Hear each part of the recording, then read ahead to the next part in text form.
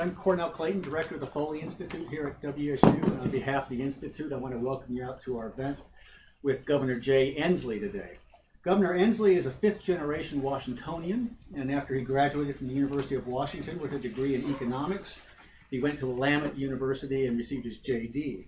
And after that, he and his wife settled down in the town of Selah, Washington, where he practiced law and was a prosecutor. In 1985, he was elected to the state legislature, where he served until 1992 when he was elected to the U.S. Congress. He was in Congress in 2012 when he was elected as the 23rd governor of the state of Washington. He's now serving his third term, which makes him the longest serving governor in all of the United States. And the last time the governor was here at the Foley Institute, I chided him for his indiscretion as a young man going to the wrong university. But he reminded me that his wife, Trudy, is a Coug, his better half and better educated half. So we've forgiven him for that. Join me in welcoming the governor back to the Foley.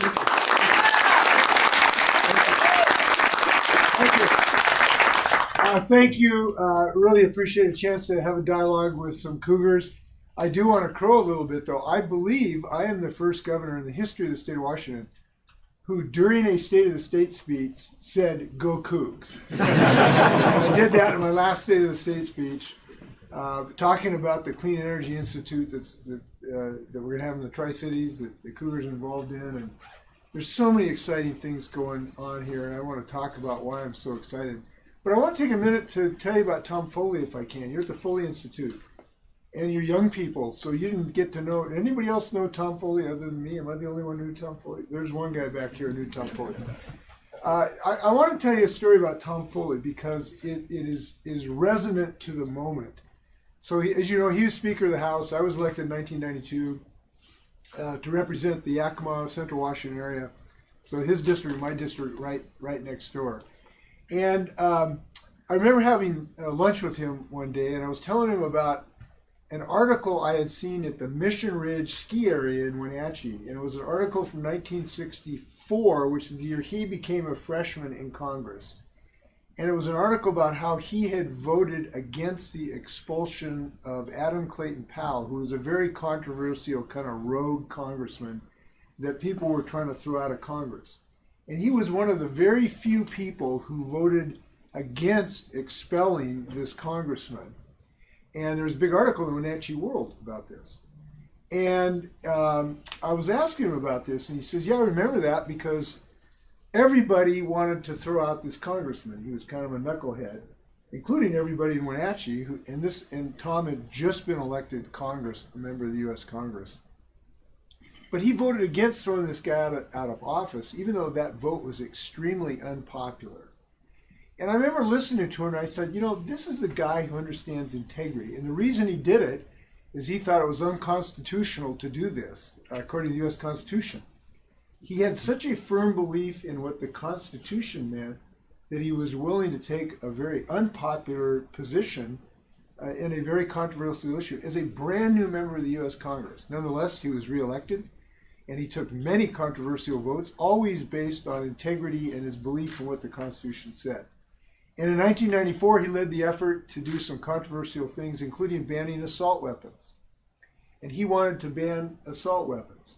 That was a controversial issue. I joined him on that. I was the 217th vote. There were only 3 votes that were needed to pass the assault weapon vote. I provided the 217th vote that then became law, and as a result, some of the carnage was reduced because for 10 years we had an assault weapon ban in the United States. I lost my seat in Congress in 1994 in large part because of that vote.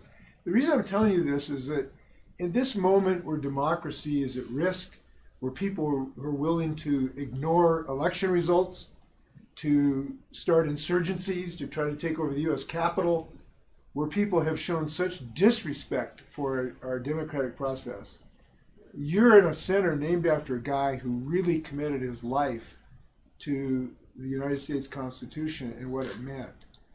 And that is an enduring inspiration to me. I hope it's an inspiration to you, because we need people now who will really hew to the concepts of democracy. Because democracy is threatened today because we have folks who do not accept election results, who do not allow democratic debate to take place and basically take the position that it's their way or the highway, rather than trusting to the democratic process to try to lead the country forward. So I'm appreciative of you being in the Tom Foley Center, and it was an honor to know him. I want to tell you what I'm doing here on campus. We're doing a lot of great things. As you know, I've been very active in trying to defeat climate change. And Washington State University is one of the most exciting places in the whole planet when it comes to fighting climate change, because so much work's going on here to develop a clean energy economy so we can power our homes and our businesses and our transportation with clean energy.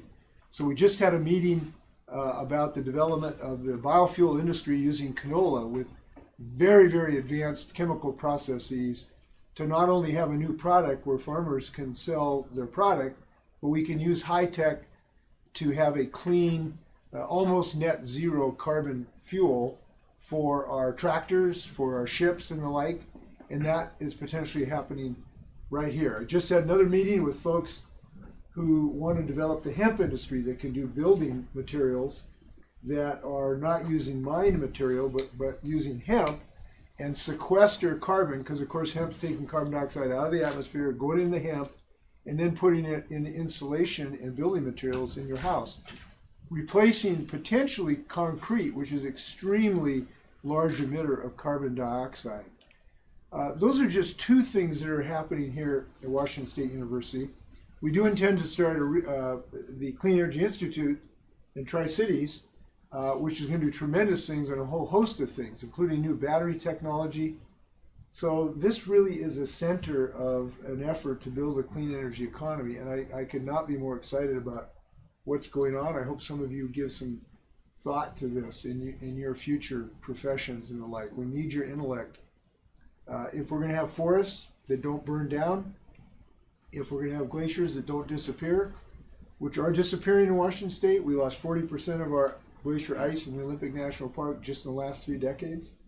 If we're going to have water for our crops, we're going to need snowpack.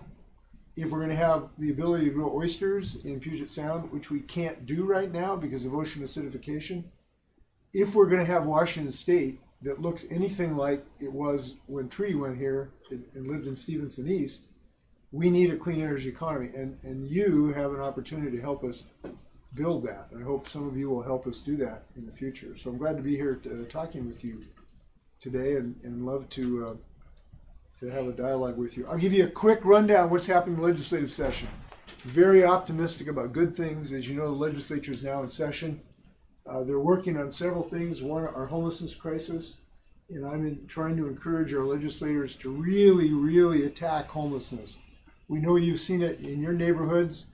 I believe Washington State is a better state than one that would have people having to live on street corners under blue tarps in the decades to come. So I'm asking them to create a $4 billion fund to build housing so people can get stable housing so that they can deal with their chemical addiction problems effectively and break drug addiction so they can deal with their mental health challenges and help people who are economically dispossessed as well. This is one of the big issues in the legislature, and we have a whole bunch of other issues, including financing Washington State University. So that's a quick report. Also, we're trying to pass the assault weapon ban now that I've been working on it for 20 years, and some other measures as well, and I hope we can do that. So that's a quick story, and I'm sticking to it, and I'd love to hear your easy questions and general criticism. I'm not bringing up the apple cup. I'm telling you, I'm not bringing up the apple cup. Last year was I know a very exciting year. It's a great rivalry. Good things are happening. Anyway, questions, ideas, comments, suggestions. Yeah. Tell me your names too, if you want. Oh, my name's Gil. Gil? Freshman here. Where are you from? I'm from Issaquah. All right. And given your efforts to combat climate change in Washington State and your support of local action at the university level to address this issue, would you be in favor of Washington State University divesting its portfolio from fossil fuels and towards green energy? That is a really good question. I'm not going to give you a yes or no because I haven't thought that much about it. If the university decided to do it, I would be supportive of kind of whatever decision the university makes. I do believe that we should find every avenue we can to reduce our dependence on fossil fuels. Divestment could have that impact, to to try to reduce future investment. I do not believe we should be doing things to expand our fossil fuel-based infrastructure. I just believe those investments don't make sense. So building new oil and gas pipelines that are not necessary to replace existing pipelines, I don't think makes sense at this point. Doing additional drilling, I don't think makes sense at this point because we have to wean ourselves off these products. So if a divestment strategy results in choking off that investment, I think it can make sense in that regard. I'm not here to advocate it because I haven't thought through it that much, but it's one potential strategy that can make sense. But I do hope that students are active in your own organization on whatever issue you think makes sense. You think that makes sense? I encourage you to talk to the board about it. Is I guess what I'm saying. So what do you think? Well, this is it's definitely an issue that I'm very much in favor of. I'm part of an organization at Washington State University that is working to get the college to divest. Okay. And ultimately, I believe that it is the most important step that I can take as a student here to address climate change. Got it. Now, when you do this, though, all of us have to be responsible and figure out how you're going to replace this income, right? If it reduces the investment income the college is getting, help the college think how to replace that, right? The other thing is, there are some predominantly fossil fuel companies that are doing some clean energy research as well. So then you think, who's subject to the divestment? They are different. There are some different vision statements from different oil and gas companies. So there are some that are better than others in this. So it's something you have to think of as well. Yeah. My name is Annie. I'm a freshman at WSU. And you talk about us needing to wean ourselves off of gas and fossil fuels. But how do you propose that to be economically feasible for people of lower income? And the vast majority of people can't afford to buy electric cars or stop using fossil fuels, and increasing taxes on things like that is just hurting people who don't have as much disposable income as the wealthy. Right. So you bet. Important question. So a variety of ways. Number one, in our Climate Commitment Act, this is the cap and invest bill that limits carbon dioxide and charge polluters. Fully 40% of all of that money needs to be directed to communities that have been disproportionately impacted by pollution. These are people of poverty in general, communities of low-income communities. So we've targeted a very significant part of that investment to the communities that have been low income. That's number one. Number two, the subsidies that we want to provide are targeted to low-income people. Subsidies for electric cars, subsidies for access to heat pumps, subsidies for clean energy to retrofit your home. We're targeting those investments to low-income people to help them in those transition costs. Number three, we are increasing the application of technology so that products are not more expensive. So the headline yesterday, it's funny you mentioned this question, the headline yesterday was electric vehicles are very close to being competitive with gas-powered vehicles as far as their cost. They're very close. And they're extremely safe and they're extremely quiet. We knew this was going to happen. I wrote a book about this in 2007. Should be required reading of every freshman here. But one of the things I predicted is that we would have electric cars, that in the beginning they would be expensive, but every year they would become less expensive because every year you have scales of economy. The more you make, the cost comes down. Plus you'd have technological advances. And that's indeed what has happened. So now we're very close to electric cars really not being more expensive. And it's a heck of a lot cheaper to run, right? So electricity per mile is like, I don't know, about a fifth as expensive or less as gasoline and diesel. So you want to help people on the upfront costs of buying electric products. That may be even today marginally more expensive than fossil fuel, but the cost for the next 20 years is less, right? Because electricity is a lot cheaper than gas and oil. So I think these things together can simultaneously save the planet allowing our children not die of asthma attacks, and be equitable. I believe that this is imminently achievable, and it's happening very, very, very, very quickly. Yeah. Given what she was saying about trying to invest in technologies and solutions that will help reduce waste and carbon emissions, could you foresee anything like a circular economy working in Washington State for this? Yeah, this is really cool that you say that, because this company that we just met with that hopes to build a biofuels plant based on canola largely, everything they did in their design of their plant and their system is circular. That means you have almost net waste products, and your inputs are largely natural and based locally. So I'll give you an example. So they had a product that would otherwise be waste in this plant, but they figured out a way to make green methanol. You make methanol that itself can be fuel and chemical addition. Rather than being waste, you make it into green methanol. They have another circular plan to make another chemical, help me out, 1,2,4 propane plus, help me out. I can't remember what it was. I'd never heard it before. But I was so impressed that every single thing in that system is now a circular system with almost zero waste. That is happening today. It's happening on this campus. We also had there was a chemist from Connecticut that is involved in this company as well, using canola right here. And the farmers are very excited about this. There was a 5th generation farmer, Dan Jansen, who's very excited about this because this is a new product for him, right? And he says the canola works really well in breaking up the soil, and it's just a really great product. So yes, that is happening right here in this county, and it's going to be more excited. And it's kind of interesting that you mentioned this, and this company mentioned the circular economy. When I was in Egypt at the climate conference here a few months ago, this was the buzzword of the entire international discussion. Presidents, prime ministers, everybody's recognizing it has to be circular to make the new economy work. So it's usually Cougars are ahead of the world. Yeah. I'm Matt Carroll from the School of the Environment. You spent your whole career advocating for environmental protection, and you're well known for that. But you and I, in our professional lifetimes, have observed a dynamic of environmental protection being seen in our politics as being somehow against the interests of the working class. I wrote a book about loggers and spotted owls. I was involved in President Clinton's forest planning process, which ended in a result that was hated in the communities for which it had the greatest impact. Right.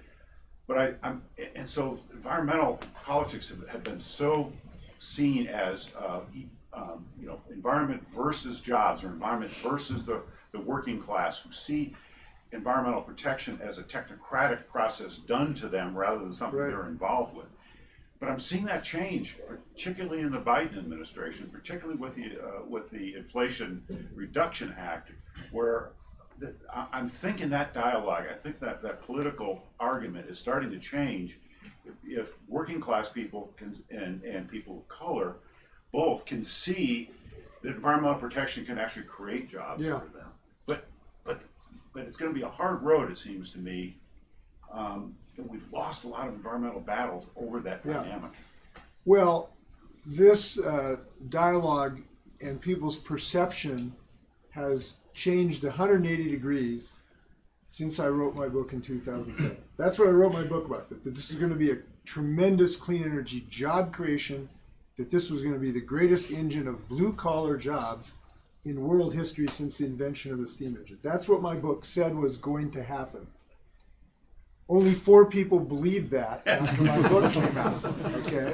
That was in 2007. So why now in 2023, all of a sudden people are believing this? And the reason is because they're seeing it, right? You're seeing it. It's no longer some congressman telling you it was going to happen. It's happening. So in Moses Lake, Washington, we have 2 of the most advanced silicon anode battery companies in the world. Each one's going to hire 200-300 people. REC Silicon's making silane. They're coming back into operation. BMWs are made out of carbon fiber that is spun in Moses Lake. Bellingham is hiring hundreds of people with the largest photovoltaic manufacturing plant in North America. In the Soto region of South Seattle, blue-collar people have made a fuel cell that powers the largest truck in the world. We're building construction jobs in Lind, Washington, putting in solar.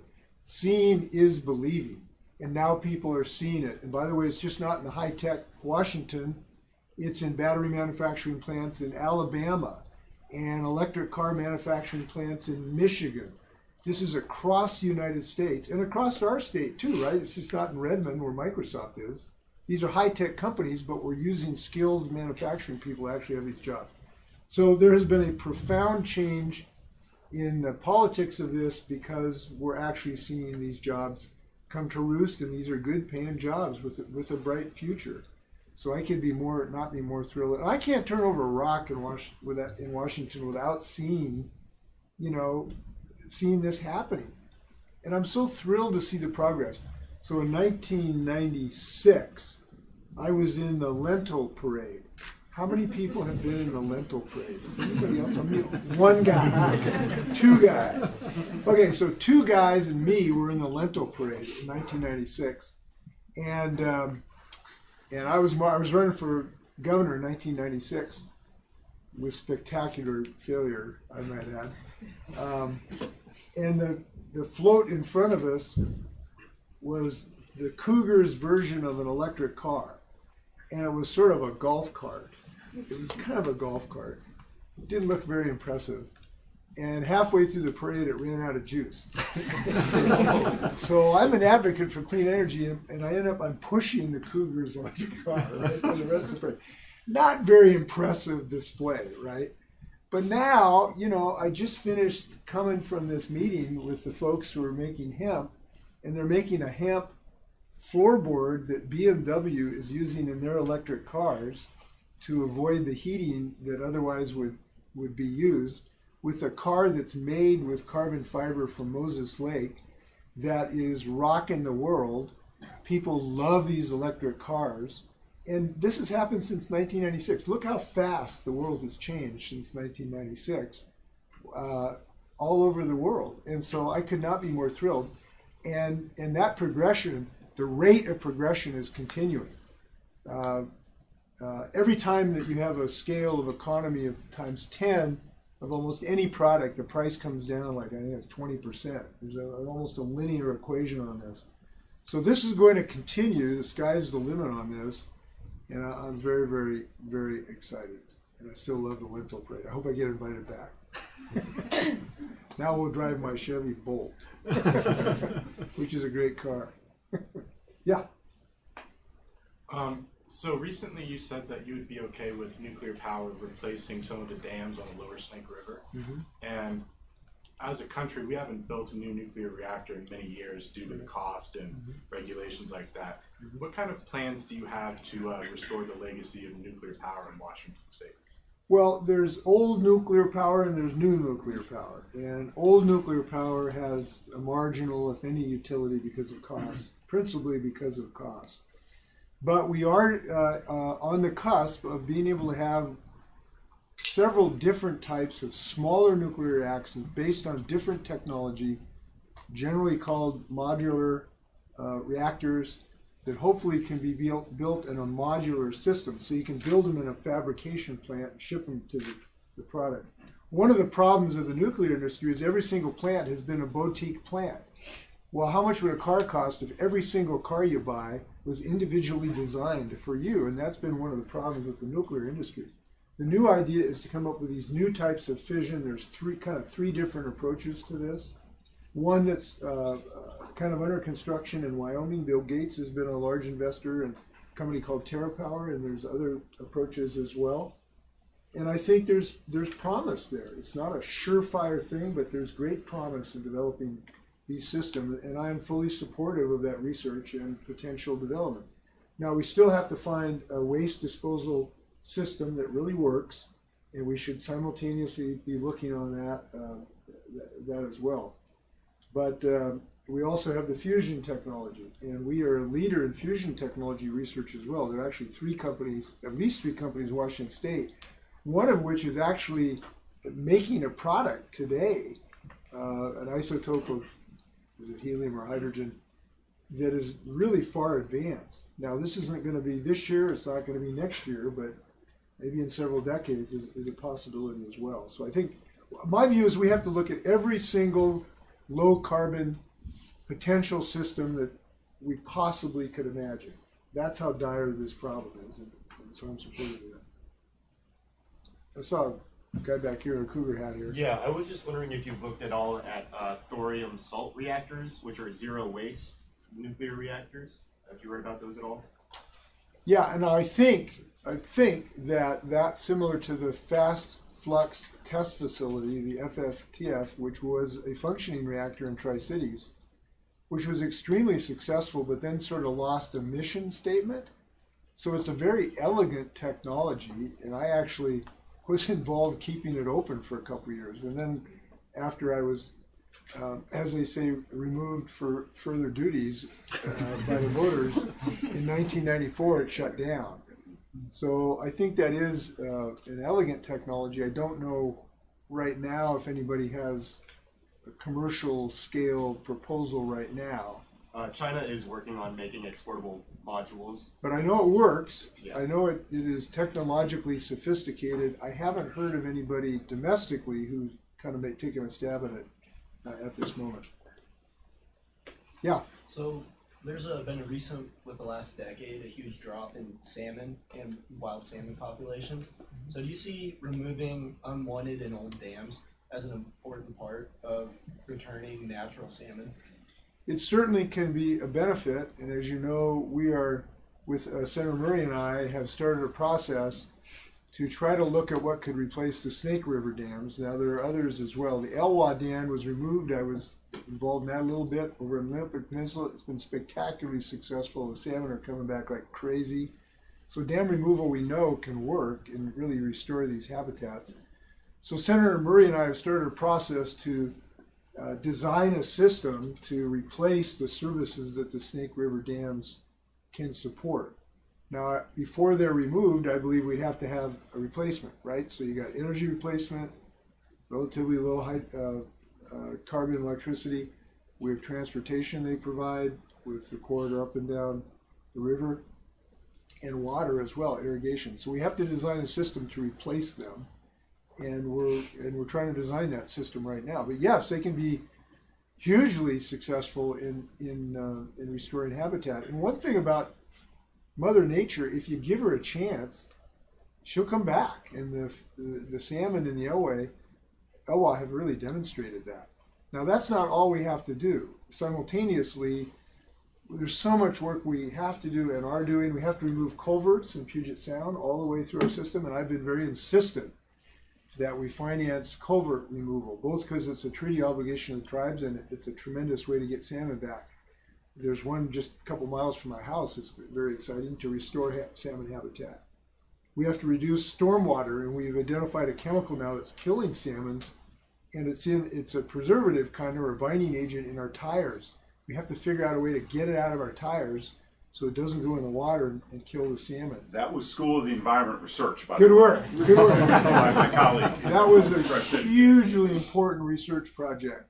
And now we have to insist that we come up with a new product so it doesn't, we have to get out of the tires. We can't just try to get out of the water. We have to get out of the tires. Anyway, to answer your question, yes, and there's a lot more we have to do. I'm Miles. I'm sorry for kind of diverting a little bit, but you mentioned earlier you're talking about the legislature's work against homelessness. Yeah. And I was wanting to see if you could speak a little more on that, and not just homelessness, but also I'm from Seattle, so I've seen like pretty bad inflated house prices. Yeah. Also making sure that home ownership is a still viable goal for the average American, especially as we are all young adults entering adulthood. Well, we have a severe shortage of housing in our state. We do not have enough roofs for people to live under. And I mention this to this audience because this is important, not just the people who are homeless right now. It's important to your generation to see if you're ever going to be able to own a home or afford rent. And right now, the only way to solve that problem long term is to build more housing. We don't have enough houses. We've had about 1 million people move into the state since I've been governor, but we've only built about 350,000 housing units. So two things happen when you get that disparity. One, you have a lot of homeless people, and two, we have a lot of college graduates living in their parents' basements because you can't afford rent or a place to live or a home to buy. So we have to build more housing fundamentally. And there's multiple things we have to do that. Number one, we have to make very significant public investment to build low-income housing that people simply can't afford. And so that's why I've proposed about $4 billion to do that. Secondly, we have to make it, we have to do things to have a place to build the housing. And right now we have zoning laws in many of our cities that make it impossible to build housing in duplexes and fourplexes for people to have a little more density. And we have so many single-family housing zoning, you can't build anything in our cities.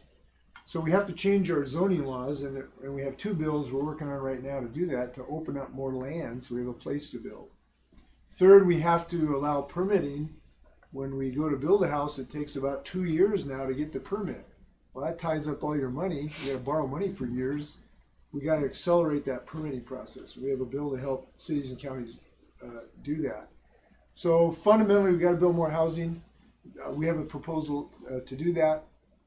Also a small thing to help people get equity, to get down payments to actually have home ownership. But when it comes to homelessness, I want to reiterate this. That's not all we have to do for people who are homeless. If people are going to succeed in being housed permanently, a lot of these folks have chemical addiction problems. A lot of these folks have mental health challenges. And along with a roof to be under, we got to make sure that you give them the support services so that they can succeed to break that chemical addiction cycle. But what we've learned is to break the chemical addiction, you've got to have a roof over your head. It's really hard to break this under a tarp. It's really hard for people to get mental health treatment living under a tarp. You got to have a place for them to live while they're working through these problems. So we need to do all of those things as well. It costs dollars to do that, and we're proposing a way to do that. Governor, we have time for just one last question. Who's got the easiest Can I question? interrupt real quick? So does everyone have to go back to class? You have to go to another class after this? Yeah. So let's do 3 more minutes. Okay. And there was over there to your right, Governor. I know they've been raising Yeah. their hand for a while. Yeah. I guess on the previous topic, you discussed a little bit about how kind of perception can drive policy. I'm a senior here working in a hydrogen research lab. Great. I was wondering specifically regarding nuclear and hydrogen fuel, how you think we can shift public opinion about these technologies that have kind of gotten a bad name. By just sharing information with people, fundamentally. I guess it's kind of not rocket science. You just try to share information with them. You tell them the facts and let people draw their own conclusions. Hydrogen, I actually, I know people have been concerned about the Hindenburg, but I really, we're not building Hindenburg. By the way, most of the flames from the Hindenburg were on the varnish, the dope on the skin. It wasn't actually from the gas, as I understand it, because you actually can't see it when that's burning. So anyway, we just got to share information with people fundamentally. And nuclear, I think that the people's sentiment about nuclear is changing fairly rapidly. I've been impressed by that. Many of my friends in the environmental community who, 20 years ago would not have dreamed of supporting nuclear now are, for two reasons. One, they understand the absolute imperative to have carbon-free fuel. We just have to do it, right? And number two, we have these technological advances that now have much less safety risk, are much less expensive, and have less waste associated with them. So those two things have changed the debate dramatically.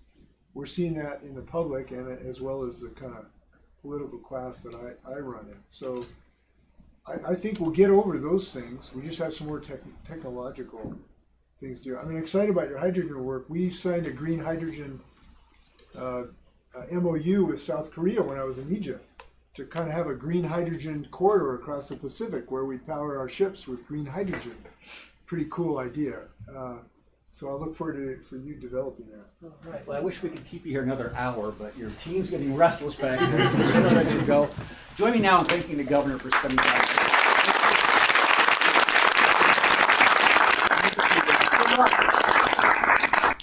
Can I get a selfie with you guys? Just stay where you are. Stay where you are here. I got to get a picture here. You got to smile. You want me to take it? And I'm gonna get my phone out of here somehow. Let's do this. I want to brag about being with the Cougs today. It'll drive my husky. It'll drive my husky. I got my OFM director is a husky, and this will drive him crazy. But I'm hanging with the Cougars.